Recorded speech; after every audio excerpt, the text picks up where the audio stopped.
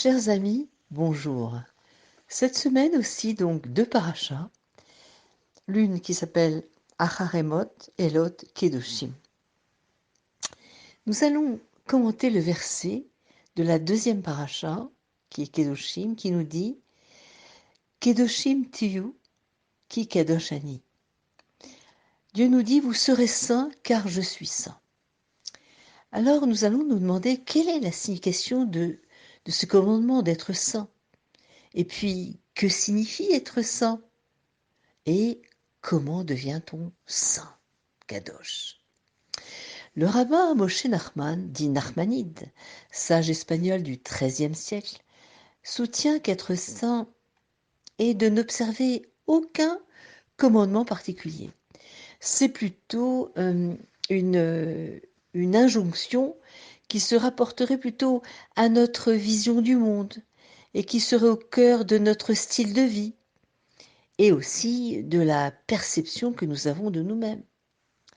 Nachmani nous explique que bien que la Torah interdise divers comportements et aliments prohibés, elle permet en même temps l'intimité entre mari et femme, la consommation de viande et de vin, cachère bien sûr. Ainsi, il peut y avoir un glouton qui mange des aliments cachers, un ivrogne qui ne boit que du vin cachère, un homme marié qui agit de façon indécente avec sa femme. Nachmani nous explique que ce verset est comme une protestation divine contre l'individu qui peut techniquement exécuter toutes les lois, les rituels, mais qui reste toujours grossier et vulgaire. Alors, il a peut-être appris la Torah, mais la Torah ne lui a rien appris, a priori. Sa bestialité intérieure, son égoïsme n'ont pas été raffinés. Bien sûr que nous sommes tous interpellés par cette injonction, quel que soit notre niveau de religiosité extérieure. Nous voulons donner une bonne image de nous-mêmes, mais parfois, si l'on est un petit peu perspicace, notre comportement ne correspond pas vraiment à l'image que nous donnons à l'extérieur.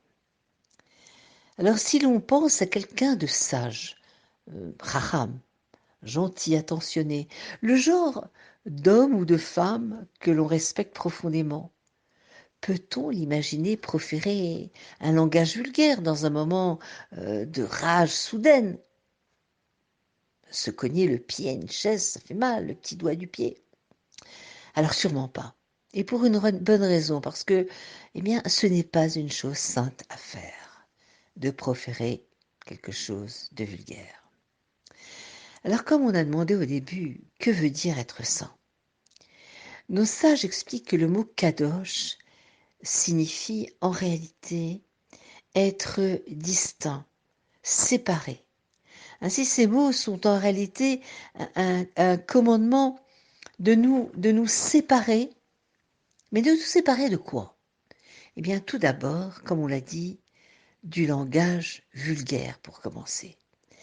D'ailleurs, dans le Talmud Ketubot, nos sages parlent très très durement de celui qui parle de manière vulgaire.